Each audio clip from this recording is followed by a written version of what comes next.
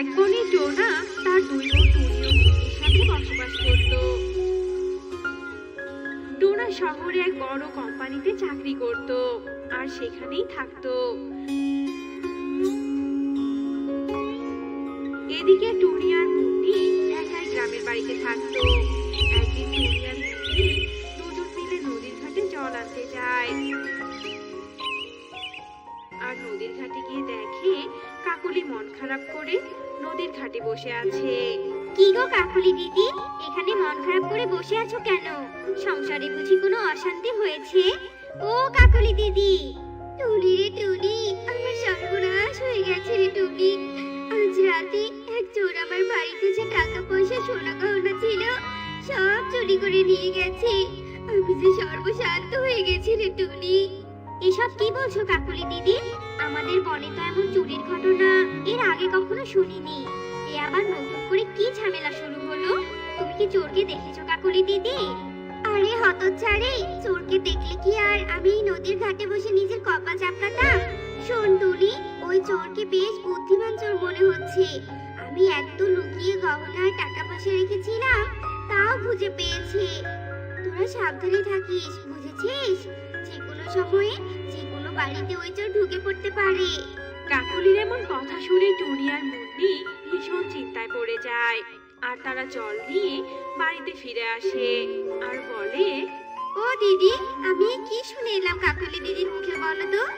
আমরা দুজন শুধু এই বাড়িতে থাকি, এদিকে টোনাও বাড়িতে নেই। আমাদের বাড়িতে যদি চোর ঢোকে তবে আমরা কি করে ওই চোরকে ধরবো বলো তো?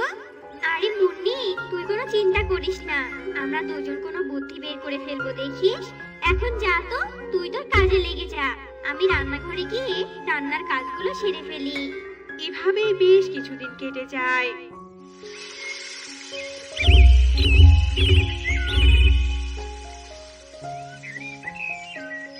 এদিকে যতই দিন যায় ততই বনের মধ্যে চোরের উপদ্রব বেড়ে যায়।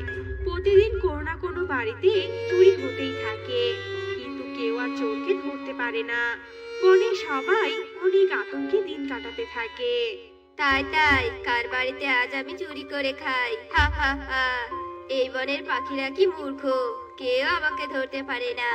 এদিকে তো প্রতিদিন আমি চুরি করছি আর চুরির জিনিস বিক্রি করে সেই টাকায় বসে বসে খাচ্ছি। আজ কার বাড়িতে চুরি করতে যাব? দেখি, বনের মধ্যে এক চক্কর মেরে আসি, নিশ্চয় কোনো না কোনো বাড়িতে গিয়ে আমার কপাল খুলে যাবে। এ কথা বলে চোরিগোল চুরি করার উদ্দেশ্যে বেরিয়ে পড়ে। আর এদিকে শহর থেকে টোনা বাড়িতে চলে আসে। টুনি ও মুন্নি, কোথায় গেলে গো? তোমরা ঘর থেকে বেরিয়ে এসো, দেখো আমি শহর থেকে এসেছি। টুনি ও মুন্নি, বাইরে এসো। টোনার ডাক শুনে টুনি আর মুন্নি ঘর থেকে বেরিয়ে আসে আর টোনাকে দেখে অনেক খুশি হয় আর খুশিতে বলে, এ কি টোনা, তুমি বাড়িতে চলে এলে যে? তোমার তো দুদিন পর আসার কথা ছিল। আরে টুনি, আমি তো আজকেই আবার শহরে ফিরবো। শহরে চাকরির জন্য কিছু টাকা জমা হয়েছে, সেগুলোই বাড়িতে রাখতে এসেছি। এই নাও, এই টাকাগুলো ধরো আর সাবধানে রেখে সব টাকা, অনেক কষ্ট করে জমিয়েছি। এ কথা বলে টোনা আর টুনি মুন্নিকে টাকাগুলো দিয়ে আবার শহরে চলে যায়। এদিকে এসব ঘটনা চোরিগোল তাদের বাড়ির আড়াল থেকে দেখে ফেলে আর বলতে থাকে, হা হা হা, টাকা, হাত ভর্তি টাকা, আজ পেয়েছি আমার শিকার। এই বাড়িতে চুরি করবো আজ রাতে। কত টাকা!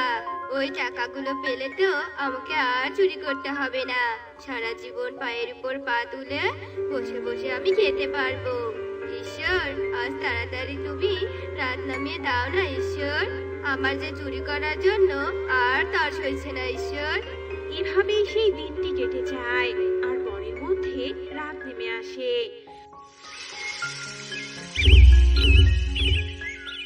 এদিকে টুনি আর মুন্নি ঘরের মধ্যে বলতে থাকে, শোন মুন্নি, ঘরে অনেকগুলো টাকা আছে, আজ রাতে কিন্তু একদম ঘুমানো যাবে না। যদি অন্যদের টাকাগুলোর মতো আমাদের টাকা চুরি হয়ে যায় তবে তো আমাদের সর্বনাশ হয়ে যাবে। কিন্তু তবে আমরা যদি ঘুমিয়ে যাই তখন কি হবে বলো তো? তার চেয়ে শোনো, আমার মাথায় দারুণ একটা বুদ্ধি এসেছে। এই বুদ্ধিটা যদি কাজে লাগাতে পারি না, তবে আমাদের আর কোনো চিন্তা নেই গো। বল বল, তাড়াতাড়ি বল, কি বুদ্ধি এসেছে তোর মাথায়?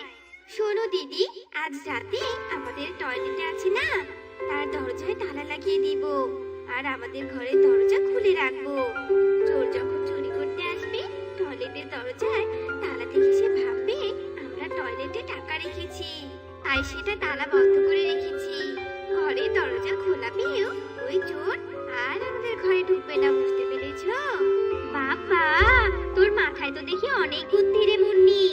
শোন, আমার মাথাতেও একটা বুদ্ধি এসেছে, বুঝেছিস? যখনই চোর তালা ভেঙে টয়লেটে ঢুকবে, তখনই আমরা চিৎকার করে বনের পাখিদের ডাকবো আর চোর ধরিয়ে দিব।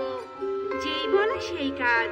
টুনি আর মুন্নি তাদের পরিকল্পনা মতো টয়লেটের দরজায় তালা লাগিয়ে দেয় আর ঘরের দরজা খোলা রেখে শুয়ে পড়ে।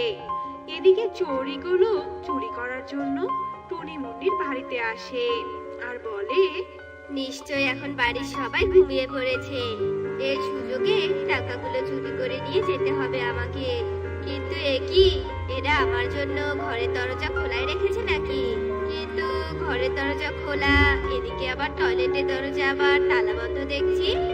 ও, বুঝেছি বুঝেছি, তাহলে বোধহয় ওরা টয়লেটেই টাকাগুলো রেখেছে, যাতে আমি না বুঝে ঘরে গিয়ে টাকা খোঁজাখুঁজি করি। আমি তো অতটাও বোকাচোর নই, হা হা হা।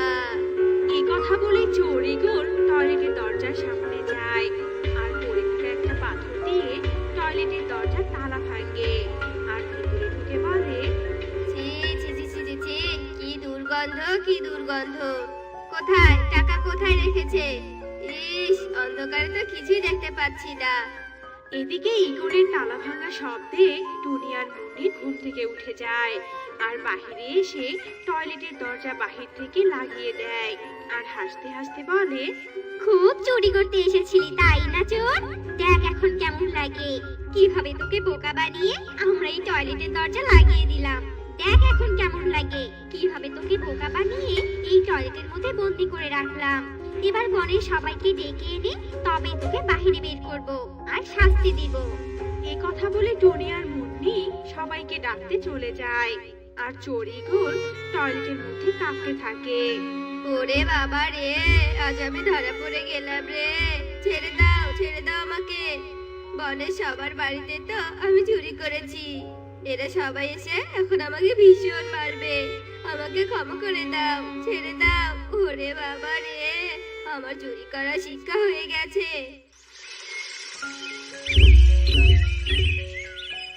এরপর টুনি আর মুন্নি বনের সবাইকে ডেকে নিয়ে আসে আর টয়লেটের দরজা খুলে চোর ইগলকে বের করে আনে। কাকলি ইগলকে দেখে বলে, হারামজাদা চোর বেটা, তুই আমার বাড়িতে চুরি করেছিলি তাই না? আমি তোকে ধরতে পারিনি, আর এই টুনি মুন্নির বুদ্ধির জোরে ধরা পড়েছিস আজ। আজ তোকে মেরে মজা বোঝাবো চুরি করার শাস্তিটা কি, বুঝেছিস? টুনি মুন্নি, আনতো লাঠি আনতো। এই কথা বলে টুনি মুন্নি কাকলি সহ সবাই চোর ইগলকে অনেক মারতে থাকে। ওরে বাবা রে, মরে গেলাম রে, আমি আর চুরি করবো না। ওরে বাবা রে, কি মাথায় না বাজছে, ছেড়ে দাও আমাকে। এই কথা বলে ইগল মারে উঠে সেখান থেকে পালিয়ে যায়। এরপর থেকে ইগল কোনোদিন আর এই বনে ফেরে না।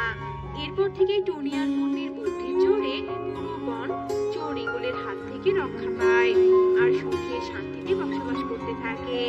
তো বন্ধুরা, আমাদের গল্পটি তোমাদের কাছে কেমন লেগেছে